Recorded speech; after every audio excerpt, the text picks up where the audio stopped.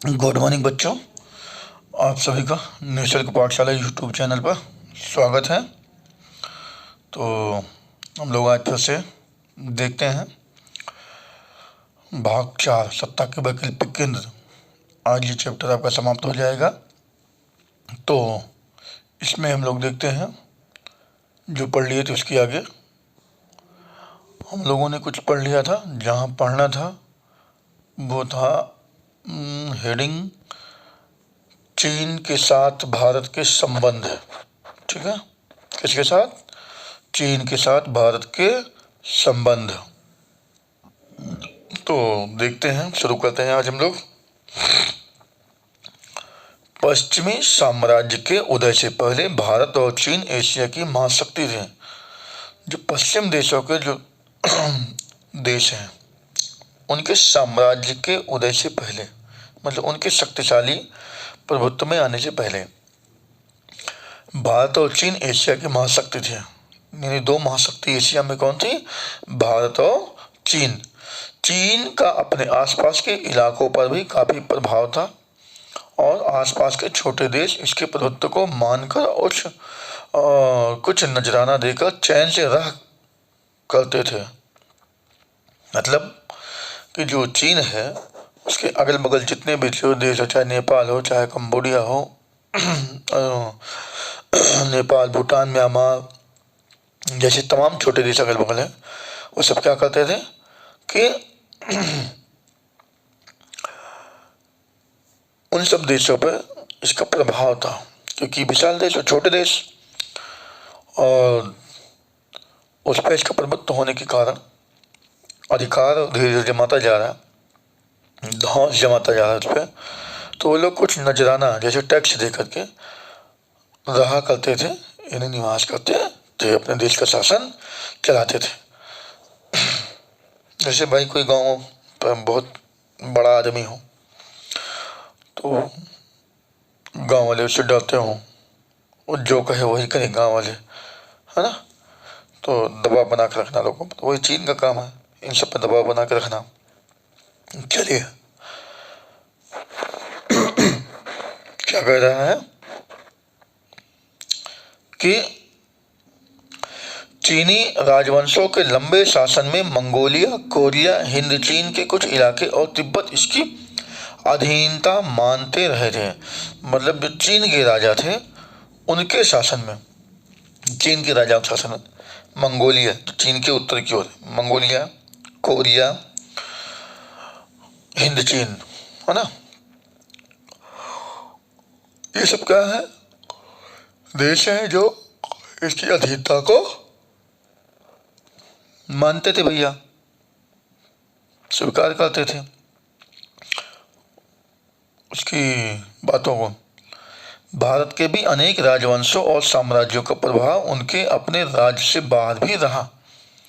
भारत में भी बहुत अच्छे राजा थे जिनका प्रभाव अपने देश के बाहर दूसरे देशों पर भी रहा था, अधिकार किया था, दूसरे देशों पर भी शासन किया था, यानी विजय प्राप्त की थी। तो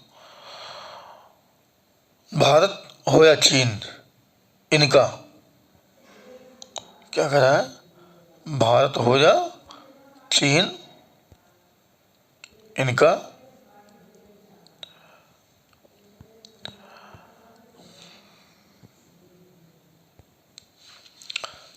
सिर्फ, उनका प्रभाव सिर्फ राजनीतिक नहीं था, यह आर्थिक, धार्मिक और सांस्कृतिक भी था।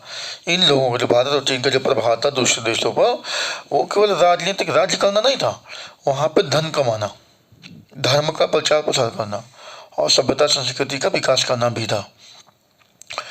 पर चीन और भारत अपने प्रभाव क्षेत्रों के मामले में कभी भी नहीं टकराए थे। मतलब चीन और भारत आपस में कभी किसी मामले में लेकर के टकराए नहीं, आमने सामने नहीं हुए। इसी कारण दोनों के बीच राजनीतिक और सांस्कृतिक प्रत्यक्ष प्रबंध समिति ही थे। क्या कह रहा है? इसी के कारण दोनों के बीच राजनीतिक और सांस्कृतिक प्रत्यक्ष संबंध सीमित, मतलब जो दोनों के बीच में चाहे सभ्यता और संस्कृति का मामला हो और चाहे राजनीतिक मामला हो, दोनों अच्छे संबंध थे और सीमित थे।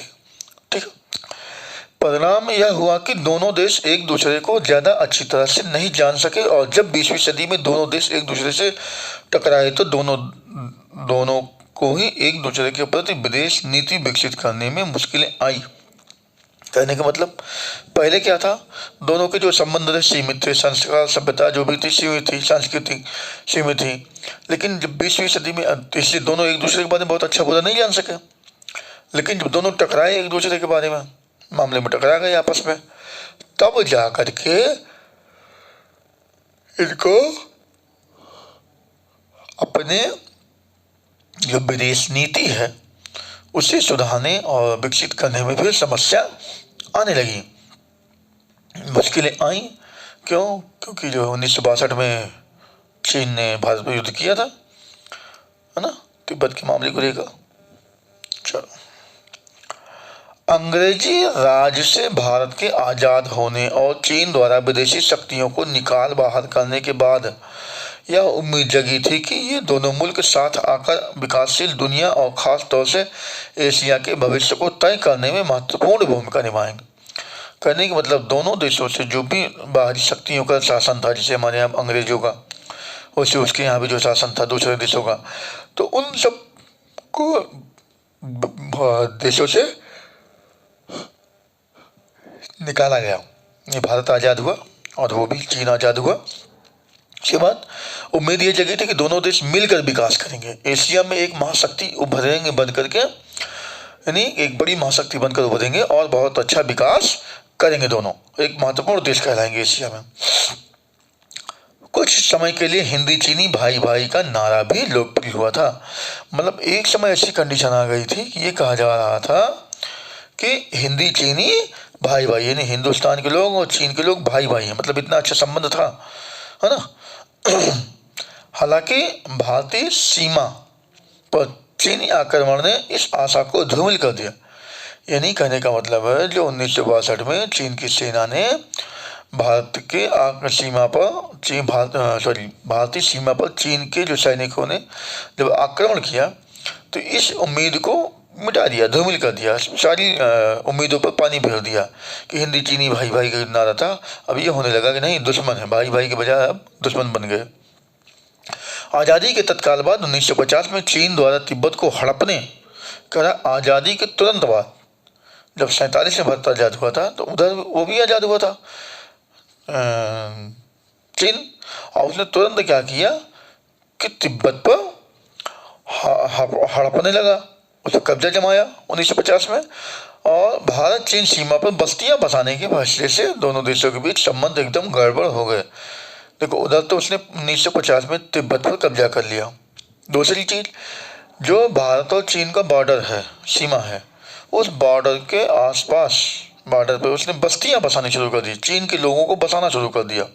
भाई जनसंख्या ज़्यादा थी तो जाहिर सी बात है बाहर निकाल के बसाएगा, उसकी नीयत भी खराब थी हमारे देश की ओर बढ़ना, तो उसने बस्तियां बसानी शुरू कर दी, जिस वजह से लेकर के भारत और चीन के बीच जो संबंध थे वो खराब हो गए, है ना।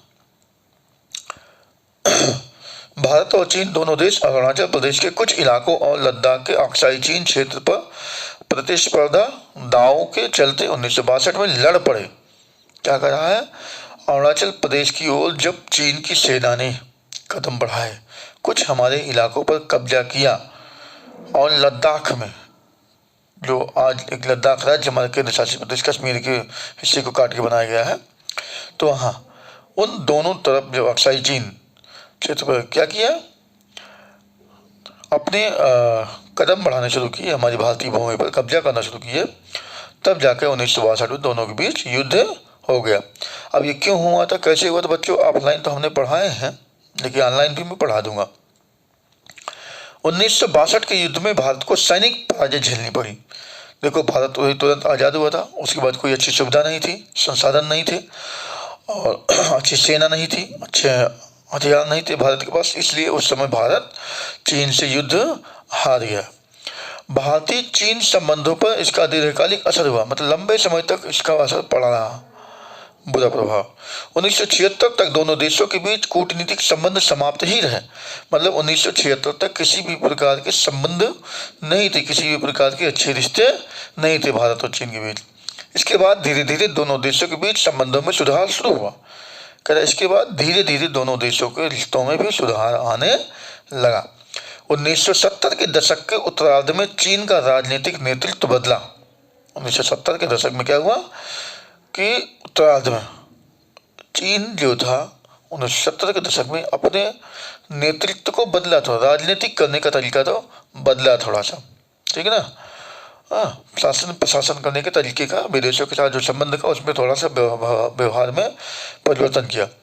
चीन की नीति में भी अब वैचारिक मुद्दों की जगह व्यवहारिक मुद्दे प्रमुख होते गए। मतलब चीन को भी लगा कि अगर अपने पांव पसारने हैं पूरे एशिया में या अन्य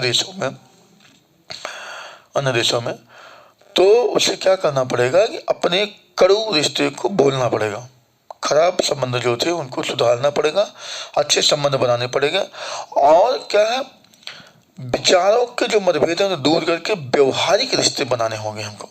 और उसके बाद व्यापारिक मुद्दे, व्यापार करना है हमको दूसरे देशों में, तो हमें सबसे संबंध अच्छे बना के रखने पड़ेंगे, तभी हम दूसरे देशों की वस्तुओं को खरीद सकते हैं और अपने देश की बनी वस्तुओं को दूसरे देशों में बेच सकते हैं, तभी तो हमें आर्थिक लाभ होगा। चलिए, इसलिए चीन भारत के साथ संबंध सुधारने के लिए विवादास्पद मामलों को छोड़ने को तैयार हो गया। यानी कि जो विवादित मुद्दे थे भारत के साथ, उसे भुलाकर आगे बढ़ना चाहा। कौन? चीन भारत के साथ अच्छे संबंध बनाना चाहा। 1981 में सीमा विवादों को दूर करने के लिए वार्ताओं की श्रृंखला भी शुरू की गई। कह रहा है क्या, जो बॉर्डर का विवाद था, सीमा का जो विवाद था, उसको दूर करने के लिए, उन समस्याओं को समाप्त करने के लिए 1981 में बातचीत का दौर शुरू हुआ। बातचीत की श्रृंखला लग गई, मतलब कई बार बातचीत होनी शुरू हो गई कि बातचीत करके मामले को सुलझा लिया जाए। शीत युद्ध की समाप्ति के बाद से भारत चीन संबंधों में महत्वपूर्ण बदलाव आया। यानी कि 1991 में शीत युद्ध की समाप्ति हुई थी, तो उसी 1991 के बाद भारत और चीन के संबंध में काफ़ी महत्वपूर्ण सुधार हो गए, काफ़ी बदलाव दोनों देशों के बीच में आए। अब इन संबंधों का रणनीतिक ही नहीं, आर्थिक पहलू भी है। दोनों ही खुद को विश्व राजनीति की उभरती शक्ति मानते हैं और दोनों ही एशिया की अर्थव्यवस्था और राजनीति में महत्वपूर्ण भूमिका निभाना चाहेंगे। कहने का मतलब है कि जो राजनीतिक ही नहीं, राजनीतिक ही नहीं, दोनों आर्थिक पहलू भी हैं। राजनीति के साथ साथ दोनों का आर्थिक महत्व है। भाई, बहुत सी चीज़ें भारत में उत्पादित होती है, बनती है, बहुत सी चीज़ें चीन में बनती हैं, तो दोनों एक दूसरे के यहाँ वस्तुओं को आदान प्रदान और व्यापार करते हैं। दोनों ही खुद को विश्व राजनीति की उभरती शक्ति मानते हैं। कहने का मतलब दोनों अपने आप को शक्तिशाली मानते हैं कि हम विश्व के पटल पर एक नए उभरते हुए शक्तिशाली देश के रूप में सामने आ रहे हैं। हम हैं शक्तिशाली। जैसे देखो ना, मोदी जी कहते हैं ना, विश्व में डंका बज रहा है। किसका? भारत का। भारत विकास कर रहा है, विश्व की ऐसी अर्थव्यवस्था बन गया, इतने नंबर पे आ गया, तो क्या है, शक्तिशाली हो रहा है। आगे देखें, एशिया की अर्थव्यवस्था और दोनों क्या है, राजनीतिक महत्वपूर्ण भूमिका भी निभाना चाहेंगे। राजनीतिक रूप से दोनों एक दूसरे के प्रति अपना प्रभुत्व जमाएंगे, देखेंगे, ठीक है। आगे, दिसंबर 1988 में राजीव गांधी द्वारा चीन का दौरा करने से भारत चीन संबंधों को सुधारने के प्रयासों को बढ़ावा मिला। यानी कि दिसंबर 1988 में कौन? राजीव गांधी चीन गए थे, वहाँ का दौरा किया, वहाँ गए थे चीन, जिसकी वजह से भारत और चीन के संबंध में सुधार का बहुत ज़्यादा प्रयास किया गया और सुधारने के प्रयास को बढ़ावा भी मिला। इसके बाद से दोनों देशों ने टकराव टालने और सीमा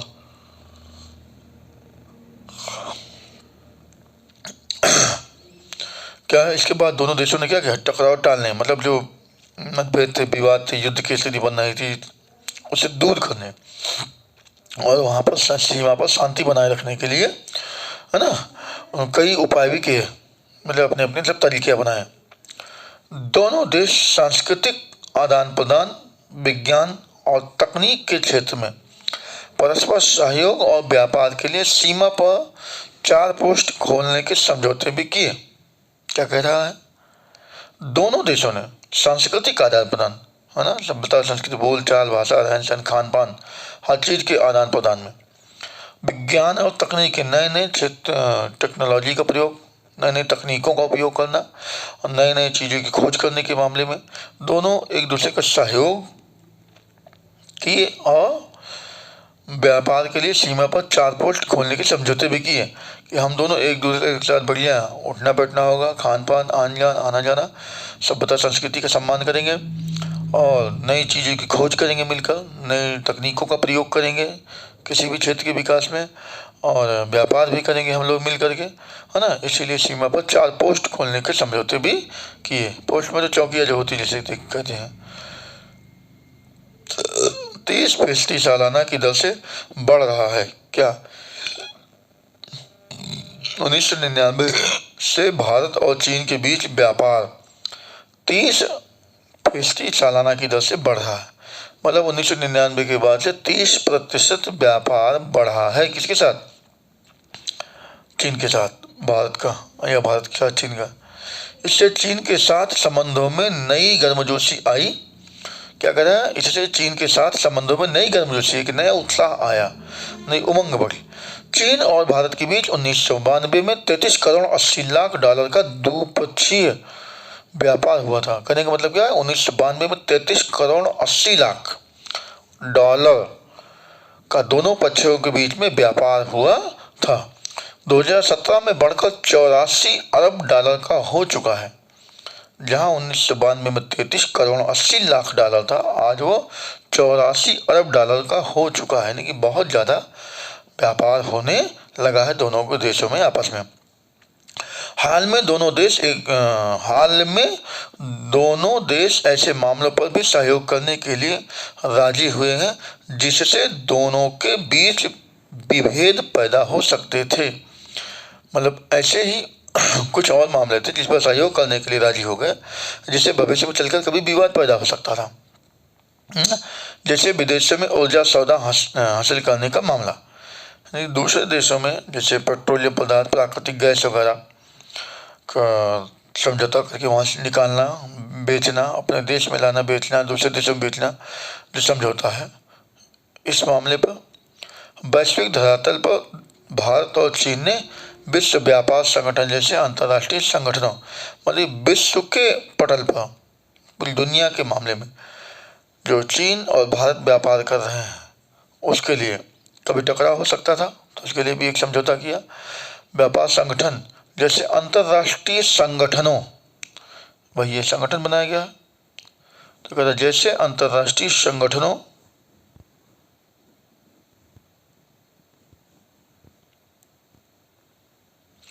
के संबंध में एक जैसी नीतियां अपनाई है। मतलब इन सभी समझौतों के लिए एक जैसा व्यवहार, एक जैसी नीति लेके आई कि हम एक जैसी नीति के साथ काम करेंगे ताकि बाद में फिर से कोई टकराव की स्थिति उत्पन्न ना हो सके। 1998 में भारत के परमाणु हथियार परीक्षण को कुछ लोगों ने चीन से खतरे के मद्देनजर उचित ठहराया था। कहा जो 1998 में भारत के परमाणु हथियार परीक्षण हुआ था, भारत ने जो 1998 में परमाणु का परीक्षण किया था, परमाणु बम बनाया था, उसके लिए कह रहा है कि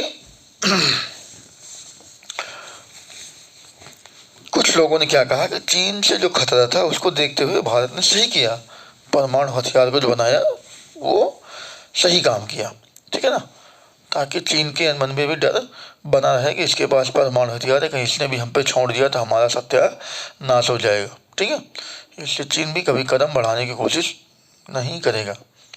लेकिन इससे भी दोनों के बीच संपर्क कम नहीं हुआ। मतलब परमाणु हथियार होने के बावजूद भी दोनों के बीच संबंध बने रहे, खराब नहीं हुए, कम नहीं हुए। यह सच है कि पाकिस्तान के परमाणु हथियार कार्यक्रम में भी चीन को मददगार माना जाता है। यह भी एक बात सही माना जाता है कि जो आज परमाणु हथियार पाकिस्तान ने बनाए हैं, है ना, परीक्षण किए हैं, उसकी मदद चीन ने की थी, नहीं तो पाकिस्तान परमाणु हथियार नहीं बना सकता था।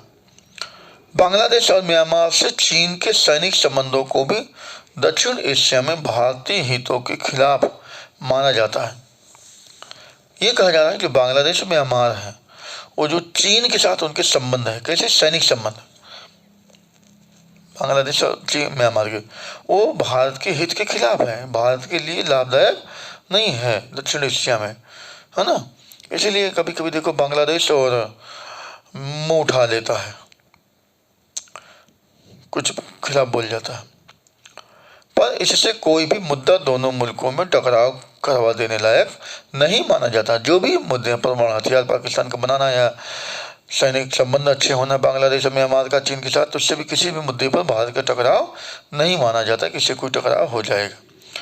इस बात का एक प्रमाण यह है कि इन चीज़ों के बने रहने के बावजूद सीमा विवाद सुलझाने की बातचीत और सैन्य स्तर पर सहयोग का कार्यक्रम जारी है। मतलब कर रहे हैं इन सब चीज़ों के बावजूद, इन सब बातों के बावजूद जो भी टकराव या जो भी बातचीत हो गई है, पाकिस्तान का परमाणु या सैनिक जो भी संबंध, उसके बावजूद कह रहा है सीमा पर जो विवाद है चीन के साथ, उनको सुलझाने के लिए बातचीत सैनिक स्तर पर जारी रहती है, चलती रहती है। चीन और भारत चीन और भारत के नेता तथा अधिकारी अब अक्सर नई दिल्ली और बीजिंग का दौरा करते रहते हैं। मतलब जो चीन के नेता हैं, हमारे नेता हैं, आते जाते रहते हैं। जैसे हमारी राजधानी दिल्ली है, उससे वहाँ की बीजिंग, तो बीजिंग शहर भी यहाँ के नेता आते जाते रहते हैं, यहाँ के अधिकारी, आला अधिकारी, और वहाँ के भी अधिकारी और नेता भी आते रहते हैं दौरा करने। तो ऐसे बातचीत चलती रहती है, व्यापारिक समझौतों पर, सीमा विवाद पर, तमाम बातों पर। इससे दोनों देश एक दूसरे को ज़्यादा करीब से समझने लगे हैं।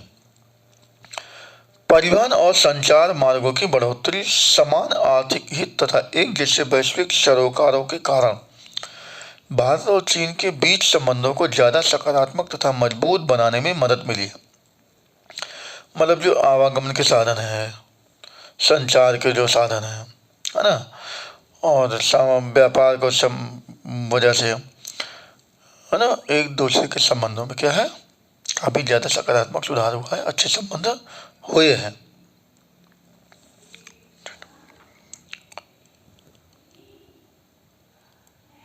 हालांकि हाल के समय में दोनों देशों के बीच संबंधों में गिरावट आई है। यानी कह रहा है कुछ दिनों में देखा जाए तो दोनों देशों के बीच में थोड़ा सा संबंध अच्छे नहीं रहे हैं, थोड़ा सा मतभेद की स्थिति बनी हुई है। इसके कारण सीमा विवाद, चीन पाकिस्तान आर्थिक गलियारा, क्या कह रहा है, इसके कारण सीमा विवाद जो हुआ है भारत का और चीन का, चीन पाकिस्तान का आर्थिक गलियारा और संयुक्त राष्ट्र में आतंकवाद विरोधी भारतीय प्रस्ताव के विरुद्ध चीन द्वारा पाकिस्तान को समर्थन देना आदि। कहने का मतलब यह है कि जो भारत का विवाद है सीमा का, वो दूसरा लद्दाख से होते हुए पाकिस्तान में, लद्दाख और कश्मीर के हिस्से से होते हुए पाकिस्तान में एक रास्ता बनाए जाने को लेकर विवाद है ना, और आर्थिक जो संबंध है जो बना हुआ है पाकिस्तान चीन के बीच में, वो और आतंकवाद के विरोध जो भारत को एक प्रस्ताव रखता है, कार्यक्रम चलाता है, बातचीत करता है, तो ये चीन जो है पाकिस्तान की मदद करता है, समर्थन देता है पाकिस्तान को। इस वजह से दोनों देशों के बीच में संबंध थोड़ा सा खराब हुए हैं। तो बच्चों, आज आपका दूसरा चैप्टर समाप्त हो गया, सत्ता के समकालीन केंद्र या वैकल्पिक केंद्र जो भी है, सत्ता के वैकल्पिक केंद्र। तो हम लोग कल अगला चैप्टर तीसरा जो है उसे देखेंगे, कल से शुरू करेंगे। तो आज तक के लिए तो यहीं तक है भाई। हम तो बार बार आप लोगों से कहेंगे, आप मेहनत कीजिए, पढ़ाई कीजिए अच्छे से। कहीं कोई समस्या हो, किसी प्रकार की दिक्कत हो, तो आप हमें व्हाट्सएप नंबर पे हमारे फ़ोन कर सकते हैं, बात कर सकते हैं, मैसेज कर सकते हैं। किसी भी प्रकार की समस्या के लिए हमसे आप निश्चिंत होकर के बात कर सकते हैं। हमारा नंबर आपके स्क्रीन पर है, जैसे ही मोबाइल चालू करेंगे तो उस पर लिखा हुआ है। तो बस यही कहना है कि आप लोग हमारे चैनल को सब्सक्राइब कीजिए, शेयर कीजिए और कमेंट भी कीजिए। आप लोग कमेंट नहीं करते भाई, ये बताते नहीं कि कैसा है, आपको अच्छा लग रहा है नहीं, समझ में आ रहा है कि नहीं आ रहा है, ये बताइए। दोस्तों को शेयर कीजिए, लाइक भी कीजिए भाई, अंगूठा जो है उसको दिखाइए, और सब्सक्राइब तो जरूर कीजिए दोस्तों। ठीक है बच्चों, तो आज के लिए इतना ही। बहुत बहुत धन्यवाद, फिर मिलेंगे कल।